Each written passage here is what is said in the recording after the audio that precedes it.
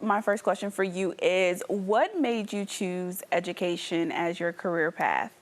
Basically, teaching was my second career. And so I taught for 23 years in Charlotte Mecklenburg schools, and enjoyed every minute of it because science was the love of my life. And so teaching kids and science was so much an enjoyable pathway. I had ran several businesses before I came into the classroom, so leadership was not a problem for me either.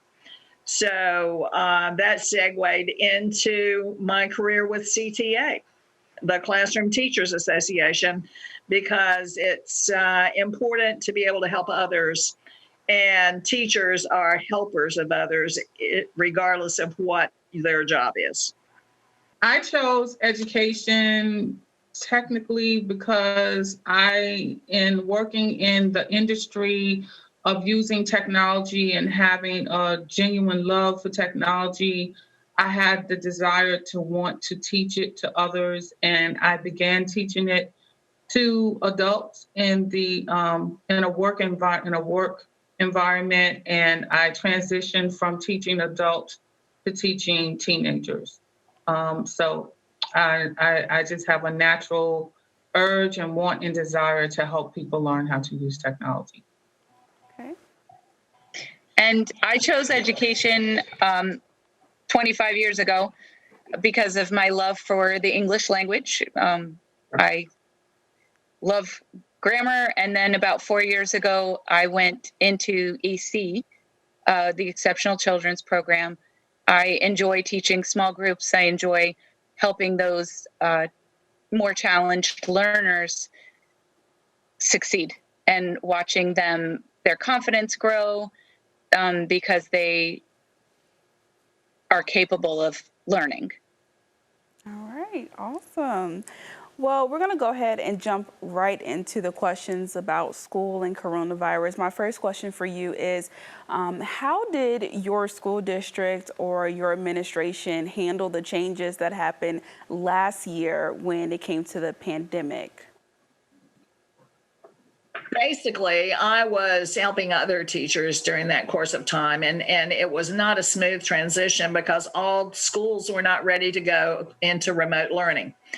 And so it presented challenges, not only in Charlotte Mecklenburg, but across the state of North Carolina and the whole country for that matter. And so I think Charlotte Mecklenburg was probably in a better situation because of their one-to-one learning that they had begun initiating prior to. The whole process, though, with students, and the concern has always been that all students have equal access. And I think that remains a problem still today, which is one of the reasons that CMS wanted to begin in person.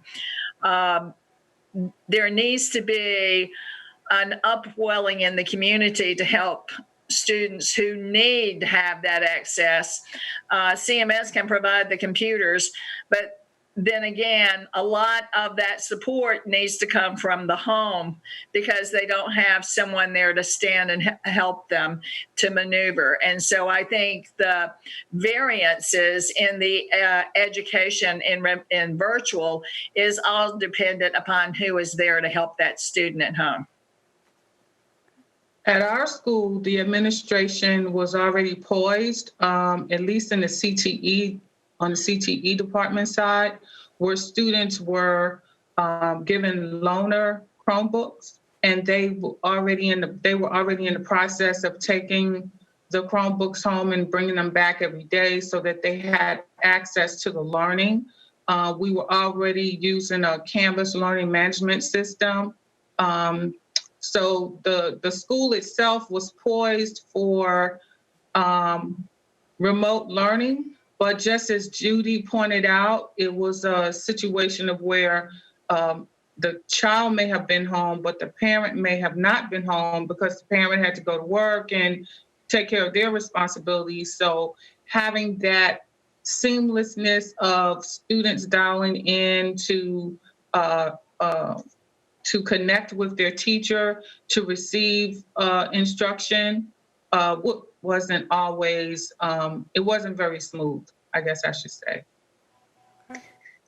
At our school, which is the charter school, the administration made the call, but we had already been in about the process of a week of getting the teachers ready, knowing that it may be coming. Then we took 2 days basically off to get the teachers' schedules, sure that children had laptops that needed to borrow them. And it definitely was a challenging transition. Even with trying to be ready, we are not a one-to-one school as far as technology. So that presented challenges. We had to send out surveys to parents to say, hey, what do you have available? And do you have internet? And some children were working from phones, which is certainly not ideal. And definitely there were challenges at the beginning, but overall, I think our school did a very good job with the remote learning, especially the EC program, who basically went to small group instruction, and a lot of our AC children actually did well. Okay. And so I know we talked about, the students and how they kind of had issues when it came to technology and connecting. How was the transition for you as an educator, or even watching educators having to go through this switch? Well, I work in the CTE department, so I was already acclimated to the learning management system called Canvas, and my students was acclimated to it as well. As a matter of fact, every student in the CTE department at our school was already acclimated to either Canvas or Google. And so because they already had their Chromebooks, we knew from internal professional development sessions where we knew how to set up a conference meeting and have our students call in and dial in. And we just received instruction from administration on what particular days each class would meet, how long the class would meet, and when the grades was to be submitted. So we were pretty much ready. It was kind of cool because whether we're in remote learning or regular learning, a lot of the things still remain the same, getting the students' attention and still finding those strategies that worked for those kids. As a matter of fact, we found with EC kids especially, online worked for a lot of them better than in the regular classroom. So for me personally, I saw a lot of growth in my kids. Okay. And Fred? I feel like as a whole, teachers are ready for the online learning, but there's a lot of shifts happening. I know that several schools have moved to the new learning management systems. Charlotte Mecklenburg Schools has had Canvas for a long time. Some of the schools have moved to Schoology. So those shifts, there's going to be a learning curve. I think it's going to take teachers a couple of weeks, but I think last semester prepared us, and all of us are kind of jumping in with both feet, doing the best we can for our families and all of our stakeholders. We want the best for them. Okay, and Judy, how was it for you hearing from teachers about that switch? Did they have a hard time? Most teachers that I talked with were ready to make the switch. The ones who weren't were brought up to speed relatively quickly, and they were able to work with their peers in order to share lessons and to share platform information, and they got up to speed in a relatively short time frame.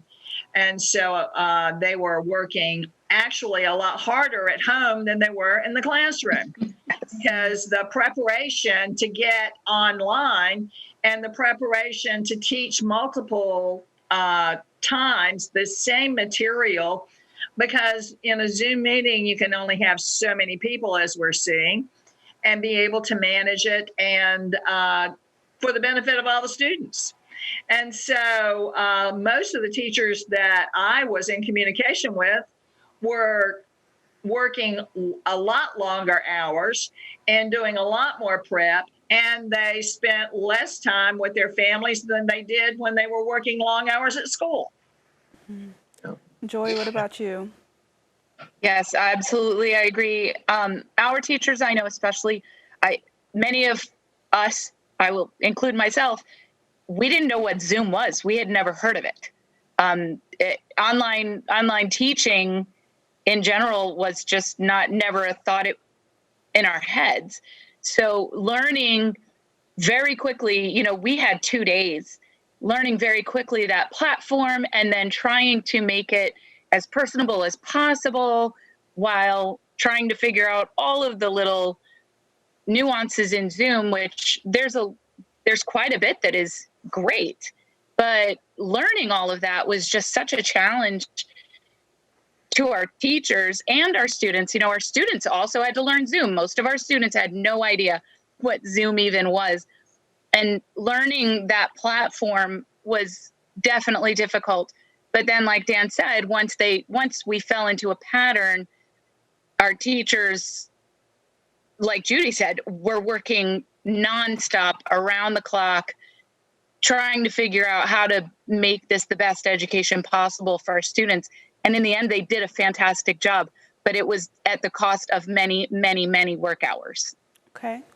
And the next question I'm going to ask you, you do not have to say what school district you work for, what school system you work for, anything like that. But just tell me, how is your school going to transition when it comes to this upcoming school year? What are the plans right now?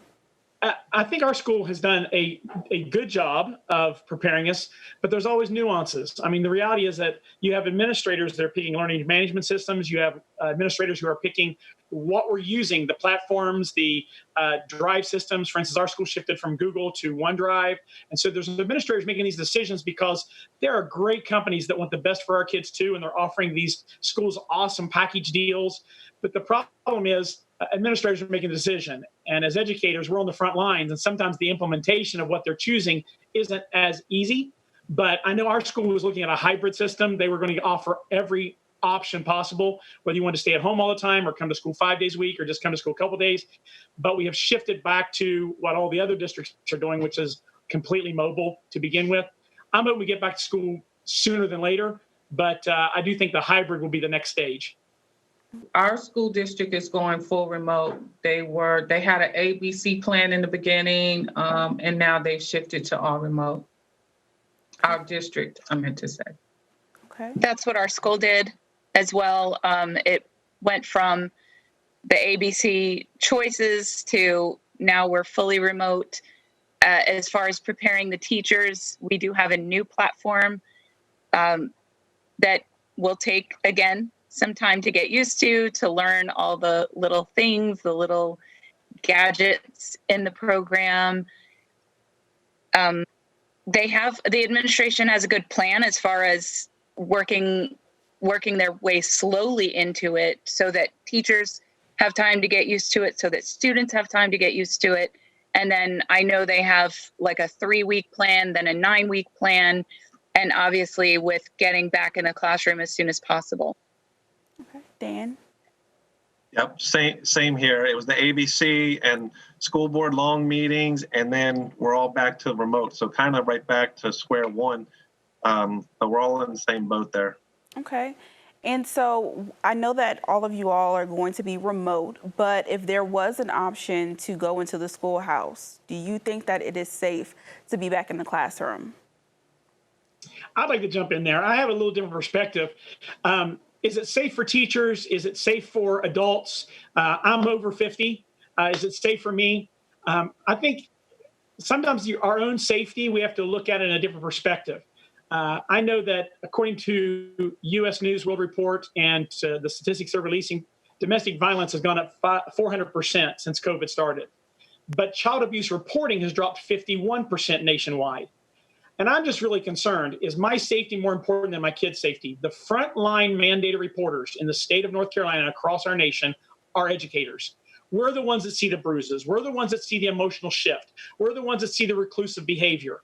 We're the ones that see that. And so we are the top reporters in every state across the board. I was a foster parent. I'm an adoptive parent, so my heart goes there. But is my safety more important than kids being damaged lifelong because they're living under abuse?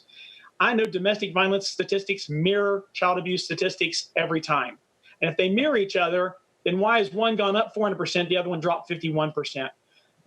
So do I feel safe, to come back to your question, as a teacher, do I feel safe coming into my school? I feel like we have a lot of safety precautions with shields, with masks, with 6-foot distancing. I feel like I am safe enough that I would rather be on the front lines protecting my kids from what may be happening in some of their lives. And I just feel like my safety is in place with all the precautions that are there, and we need to be looking at the kids' safety. But that's just my perspective. And does anybody disagree with that or have their own opinion about whether or not they would want to be in the classroom? I would hear with what Mr. Waples is saying. For our students, there are so many different social, emotional things of them not even being able to see their friends. I mean, so I've got kids promising me, I promise to do my homework. Just let us get back in the building. They're willing to take a chance. So I think with all the protocols that are in place, I've never seen cleaner buildings in all of my life. I think we could even eat off the floor. But I mean, our cleaning crews are doing an amazing job. There's a lot of things in place, checks and balances, check sheets to make sure that the rooms are checked 5 times a day minimum. So I'm willing to give it a shot. If we find out that it's going to be more of a health risk, we can always take that step back. But I'm with Fred there. Our kids are important and they need some of that interaction, even if it means there's a shield up or some type of protection. But they need that social, emotional support there because even suicide is up. It's up 39, 40% since this whole thing's hit. So that is a concern. Any teachers want to stay home? I do. Me. And why is that? I have a 12-year-old granddaughter that's visiting with me and my husband right now. She's from Massachusetts. And even when we go outside, when we're in the car and before we get out the car, I say suit up. And suit up means put your mask on. And we even have, as you can see, I have a glove on, right? And it's put the gloves on. She forgets to put it on. It's like we're constantly reminding her to put it on. And where she lives, there was a mandated mask wearing mandate in place where she lives. And so I liken that to, okay, she's 12 and she's forgetting. When we get into the schoolhouse, a child can tell us, I'm going to do and plead and beg all they want to, but somebody's going to forget to put that mask on. And even though our district is poised to give each student 5 masks, 1 mask for Monday, Tuesday, Wednesday, Thursday, Friday, next week, are they going to have the mask? And I'm just thinking and believing, based on past experience, that someone's going to forget. And when that someone forgets, what kind of risk are they as the child taking? What kind of risk are we as the staff are taking? And I understand safety. I agree with you wholeheartedly on the safety issue. I agree with you, Dan, on the social, emotional aspect of it. But at the end of the day, health, for me, my health is just as important as their health is. And I'm sorry to sound like that, but that's just how I feel about it. And I think it's too much of a risk right now. Clearly, the government and the medical folks out there are working on a vaccine and a remedy and all that. But until that happens, we're still at risk. And yes, the hallways might be clean enough for us to eat off the floors when we walk in the building. But is it going to be that clean in 4 days? Is it going to be that clean in 2 weeks? And so there's so many if factors in there for me that I would prefer to be safe in the beginning because, an ounce of prevention is worth a pound of cure. And that's where I stand on it. Is there, have you all talked to any parents? I know a lot of parents are close with their teachers, that they grew up with and things like that. How are parents right now reacting to having to have their children work from home and learn from home? Well, my granddaughter's our- mother elected for her daughter to be remote. I know our school district, we were looking at 51% actually requested the 5-day mobile option to begin with. So we were only looking at 49% that were wanting to come back to the school. And I think you see that in all the districts, Cabarrus, Charlotte, all of them. I think that's kind of the run of the mill, is that 50% wanted to stay home just out of the fear of the unknown. Mm-hmm. So I think that the parents I've been talking to, that's what I've been finding, is that half the parents I talk to are thrilled that we're doing mobile. The other half are saying, I work, especially the single parents, I work 2 jobs. I needed somebody to help me with my kids so I can go back to work. We can't open the economy fully if I can't go back to work, but I can't go back to work if I've got my kids sitting at home.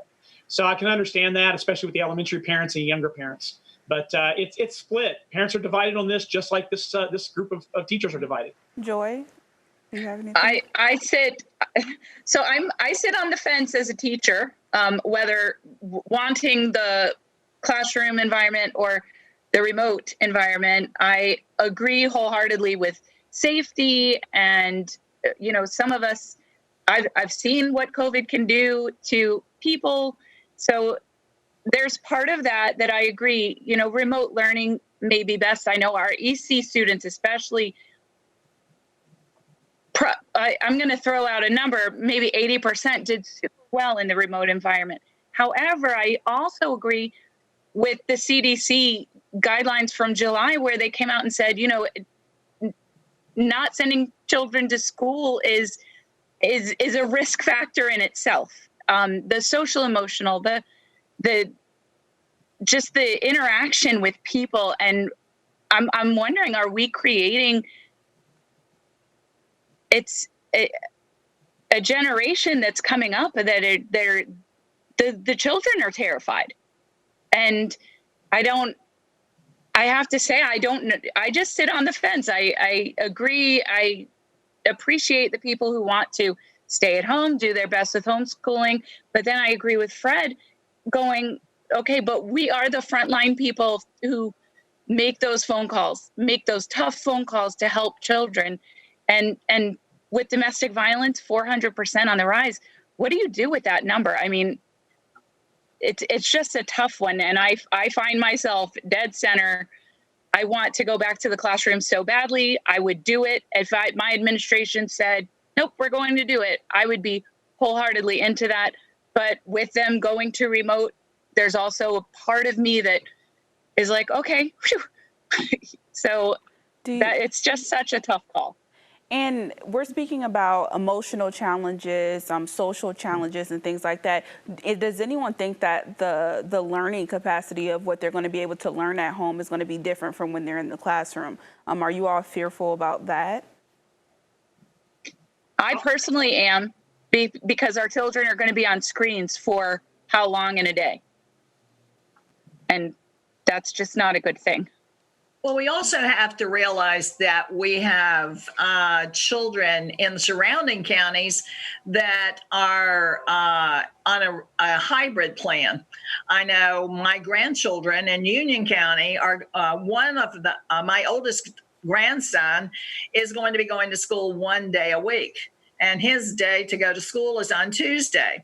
His younger sister decided she wanted to go into the virtual academy, and the younger one was supposed to begin kindergarten. And how do you teach a kindergartner online? A kindergartner can't use a computer as efficiently as because some of them don't know their letters. She's fortunate enough to know her letters at any rate. But I think it depends. And there, too, there's one of the dilemmas for teachers, because kindergarten teachers in Union County were terrified, because how are they going to reach these children? How are they going to do the job they need to do, because they can only reach them remotely? So, it's a dilemma for everyone. Has there been anyone, have any of you heard of parents being afraid that they won't have the technology at home to actually teach, their student? We have a lot of those challenges in our school, because we have multiple students in a home trying to use spotty internet at best, some of them, and trying to use the same device. which we are trying as a school to make sure every student has a device. I know our leadership team has even said now that we're going to be providing hotspots to students who don't have it, but that's still all going to be a learning curve. And I agree with Judy, our youngest children, there's no way that the learning environment online is going to be anywhere near equivalent to what they would have with a teacher. But then on the other hand, going back to normalcy anyway, we're talking about children who needs hugs from their teachers, that now teachers they're not going to give hugs to students. It's definitely a challenge. I feel like that this culture learns by screens. I mean, they always have a screen in front of them. So I feel like the learning capacity is probably very equivalent to what they'll get in the classroom. The factor that's missing is the relationship. And relationships matter. They're the one thing that's most important in anyone's life. And I feel like building that relationship with those kids is harder for us as adults. I don't think it's hard for them because, again, they're a screen-based culture. They're used to learning by screens. My son, I had to kick him off the video game a while ago. He's 22 years old, but his room looks like a game room. He learns by screens. Now, he's deaf, but still, it's a screen-based culture.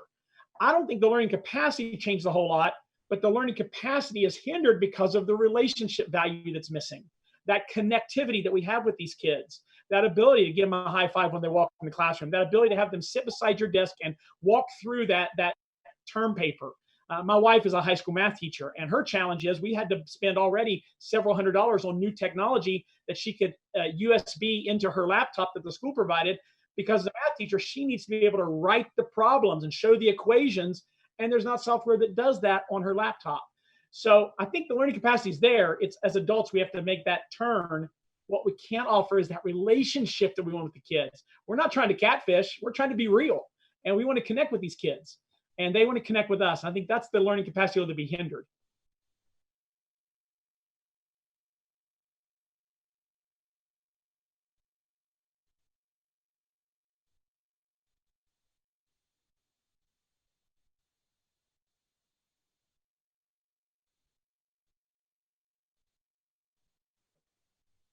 I'll speak on that one.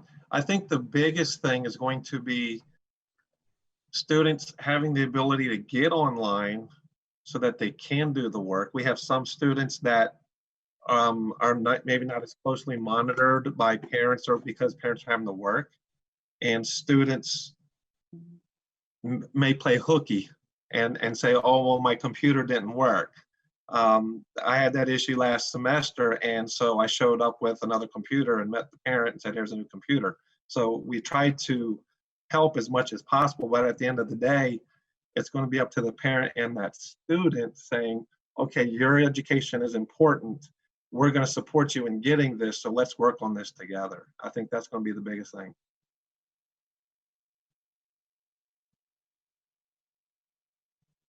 I agree with Dan.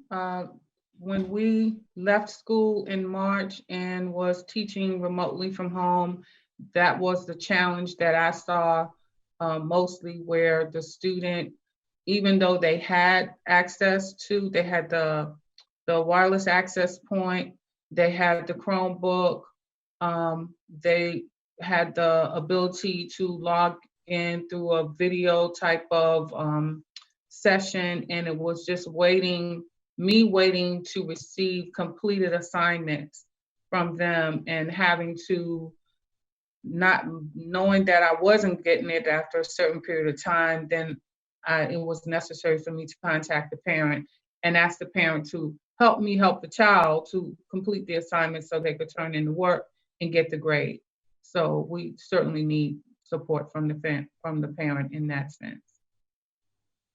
I agree with support from the parents, and I also agree with we're going to need support from the administration, our administrations, in that we need some more different programs to make this online learning more personable, more challenging. We can keep moving forward with the Zoom, but then there are so many other programs now that are out there that provide more interaction with on the student side. And I think it's basically a financial / administrative support need. But if we're going to continue with online learning, we're going to have to keep training our teachers on the most updated platforms that are good for kids and provide that interaction that they are going to desperately need. Never before has the phrase "it takes a village" been more apropos. This is the time where we need everybody. The teachers need to step up to the plate and learn these new management systems, what's best for their kids. We need to step it up. We need to step up our game and do what's right. We need people like you, Miss Lewis, who's willing to do these interviews. We need the village. We need folks to circle around and do what's best for the next generation so that we leave this planet better than we found it. And I'm excited about this. This is a great opportunity for us. Never before have we had the opportunity to engage parents more than we do now. We always complain as teachers that it's hard to engage parents. Well, they have to be involved now. We have to engage them. And what an exciting opportunity for us to engage parents in their kids' learning, because we need them right now. They need us to supply them with the tools, and we need them to help us with the implementation. But it goes beyond that. We need the McDonald's and the local church to open up their doors for internet. And they're doing that. What a great and exciting time that's something bad becoming good. And so I'm excited about it. I'm excited about the support I'm seeing.